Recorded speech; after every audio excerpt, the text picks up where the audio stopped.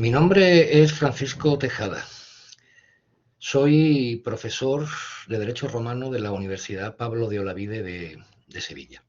Y he querido presentar esta ponencia en la mesa que coordina mi compañero y amigo, el profesor Martínez González de la Universidad de Sevilla, con quien comparto muchas cosas, además de una pasión por la historia de las instituciones. Muchas gracias, Alfredo. Es un placer trabajar contigo un año más.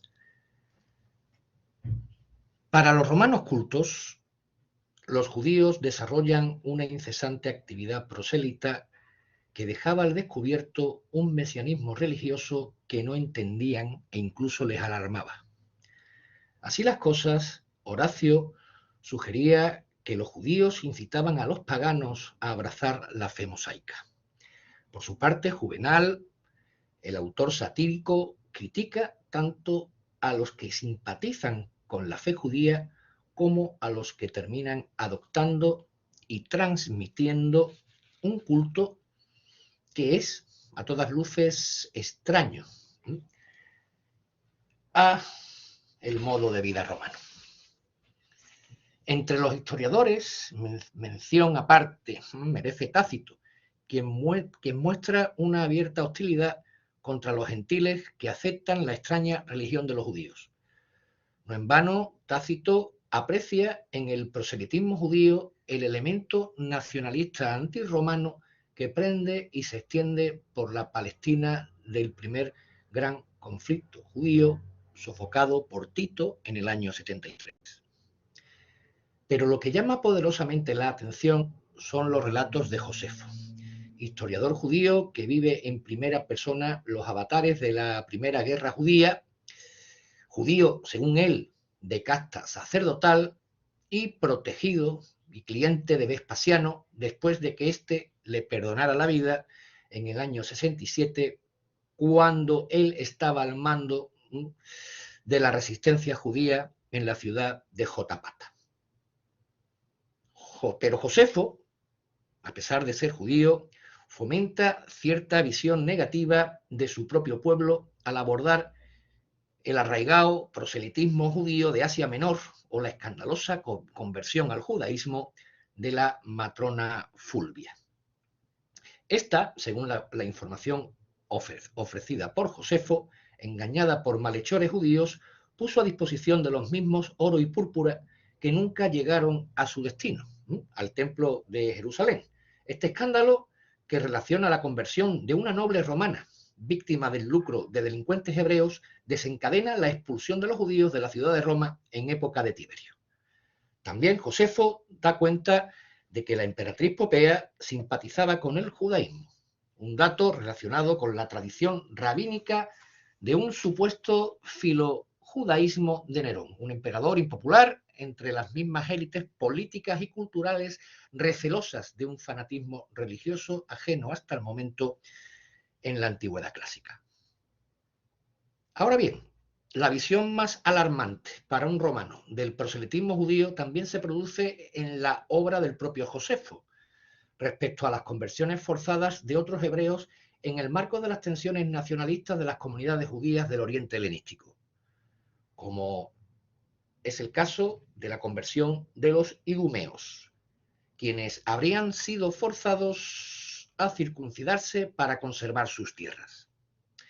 Pero entre las conversiones coactivas relatadas por Josefo, quizás sea la más opuesta a la libertad de cultos de la Roma clásica y condenable a ojos de un romano, la del prefecto Metilio en los inicios de la primera gran revuelta judía del año 66, quien se convirtió al judaísmo para salvar la vida tras ser pasada a cuchillo la guarnición romana defensora de Masada. Así las cosas, para el mesianismo violento judío de los siglos I y II, la deidad representa la cólera vengadora y la omnipotencia más absoluta de el Dios, ¿no? Y en cada caudillo sublevado se verá a un Mesías militar ungido por Jehová que libertará al pueblo elegido por Dios. Los romanos verán en este sentido las señas de una sociedad fanática reaccionando militarmente y sin piedad a los graves tumultos y manifestaciones de violencia de la Judea flaviana y antoniniana. Por otro lado, el mesianismo religioso, fundido sin solución de continuidad con el sentimiento nacionalista, también desemboca en una aversión judía al mundo helenístico que conduce a subversiones. Habiendo sido, según las fuentes manejadas por Gibbon, represaliados 2000 griegos en este anti-helenismo. No en vano, Tácito llega a afirmar que Judea es la primera fuente del mal. Pero no adelantemos acontecimientos en cuanto a estos desencuentros entre judíos y romanos, porque estos se limitan, al principio, a motines urbanos, protestas por la exacción de impuestos y a represalias a hebreos que inobservan los rígidos preceptos del judaísmo. Pero claro, en el año 66 las cosas se van de madre y los celotes degüellan a la guarnición romana de Masada. Sublevan todo el territorio y demuestran unas capacidades militares sorprendentes tras pasar por las armas a casi 6.000 legionarios de Cestio Galo, el confiado prefecto de Siria que había acudido a restablecer el orden tras la caída de la fortaleza de Masada en 66. Para pacificar la región, Nerón rescata del olvido a un militar postergado, ya que en una de sus prolongadas declamaciones poéticas del emperador se había quedado dormido. Hablamos de Vespasiano, un nombramiento que le dará el prestigio suficiente para que él y su hijo Tito vistan un día la púrpura imperial. Sucedieron 7 largos años de crudelísimos enfrentamientos que acabaron donde el conflicto comenzó, en la fortaleza de Masada. Tito arrasa el templo de Jerusalén y Vespasiano, ya emperador, ordena la acuñación de monedas con la leyenda Judea capta, Judea capturada, extendiendo el fisco judío, cuya naturaleza impositiva es la de una contribución de guerra a los judíos expatriados, es decir, no solo a los judíos que habitaban Palestina. En el año 115 tiene lugar la segunda crisis del integrismo judío contra el imperio, la llamada Guerra de Quitos, librada en los enclaves helenísticos de Chipre, Egipto y Cirenaica. Una cruenta rebelión donde los descendientes exiliados de los celotes de la Primera Guerra Judía atacan templos e instituciones paganas con inusitada ferocidad, causando grandes pérdidas a las legiones de Trajano antes de sucumbir 2 años después, en 117. El tercer y último conflicto que Roma tiene que librar contra el fanatismo religioso tiene lugar de nuevo en Judea, en el año 132, con consecuencias devastadoras. Una rebelión, según las fuentes, preparada cuidadosamente por el rabino Akiva ben José y Simón Bar Kokhba, caudillo militar vencido por las legiones de Adriano tras 3 años, en 135. La magnitud de la revuelta es de tal envergadura que los romanos destinan a Judea y Galilea 1/3 de sus legiones. La lista de bajas romanas hará que Adriano rechace celebrar el triunfo al modo acostumbrado.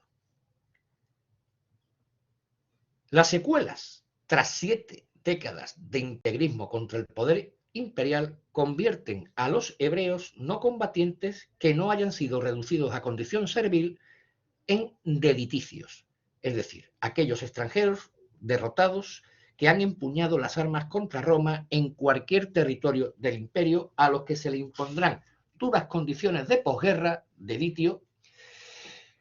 Y además, sabemos que en el siglo III todavía estas poblaciones dediticias debieron ser numerosas en todos los territorios bajo jurisdicción imperial, ya que son los únicos, estos dediticios, a quienes se les va a negar la ciudadanía romana cuando Caracalla dicte su célebre edicto en el año 212, casi 80 años después de la última guerra judaica. Las dediciones o condiciones de posguerra, según los usos bélicos de la antigüedad, abarcan la salida de Judea de los hijos de las mejores familias hacia Roma para levantar un panteón a los dioses oficiales romanos, la consideración de la circuncisión como un delito de mutilación en todo el orbe romano, la erección de un templo a Júpiter sobre las ruinas del templo anterior y la prohibición del culto judío en época de Adriano. Desde el punto de vista administrativo, Judea se va a convertir en la provincia de Siria-Palestina y Jerusalén será rebautizada con el nombre de Elia Capitolina, siendo vetada a los judíos intransigentes con los cultos de los demás.